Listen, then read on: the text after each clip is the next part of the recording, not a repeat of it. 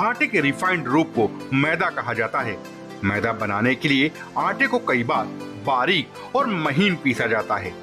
मैदे का इस्तेमाल ब्रेड, कैकर्स, कुकीज, पिज्जा बेस और भी कई तरह के खाने की चीजें बनाने में होता है।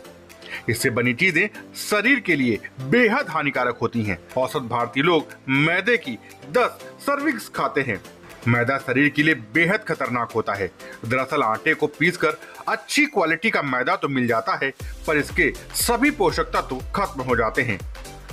जहां गेहूं को स्वास्थ्य के लिए अच्छा माना जाता है, वहीं मैदा सेहत के लिहाज से बेहद खतरनाक होता है। एक रिसर्च में बच्चों के अस्पताल में मोटापा निवारण केंद्र के निदेशक ने बताया है कि जो लोग ज्यादा मात्रा में ट्रांस फैट कंज्यूम करते हैं, जिसमें refined carbohydrate, refined grain products आदि शामिल हैं, इन सभी का डाइट पर सबसे ज्यादा हानिकारक प्रभाव पड़ता है।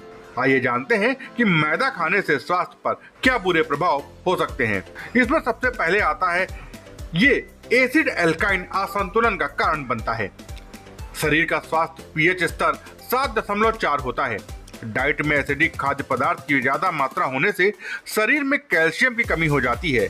इससे हड्डियां कमजोर हो जाती हैं। अनाज को एसिडिक फूड माना जाता है।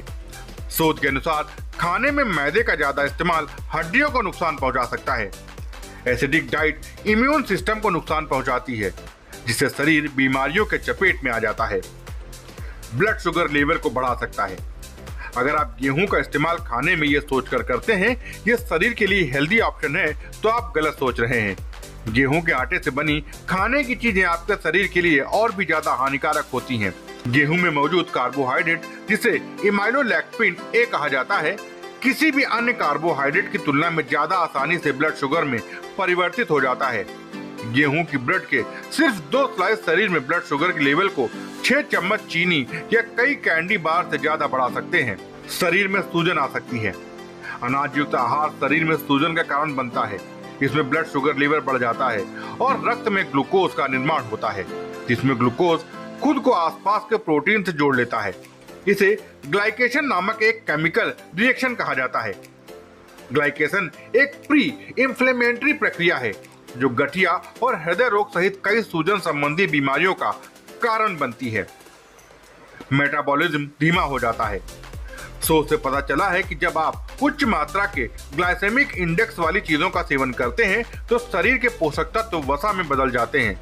शरीर को ईंधन मिलने की जगह पर मैदे से बनी खाने की चीजें वसा जलाने की प्रक्रिया को धीमा करती हैं। इससे शरीर में फैट जमा होने लगता है। ये प्रक्रिया शरीर के मेटाबॉलिज्म को धीमा कर देती है, जिससे शरीर का वजन बढ़ जाता है। मेटाबॉलिज्म धीमा हो जाता है। फूड एलर्जी का कारण बनती है। गेहूं को फूड एलर्जी के सबसे बड़े ट्रिगर्स में से एक माना जाता है। कई अनाजों में पाया जाने वाला ग्लूटेन नामक प्रोटीन आटे को लचीला बनाने का काम करता है। ये रोटी को नरम बनाने में मदद करता है।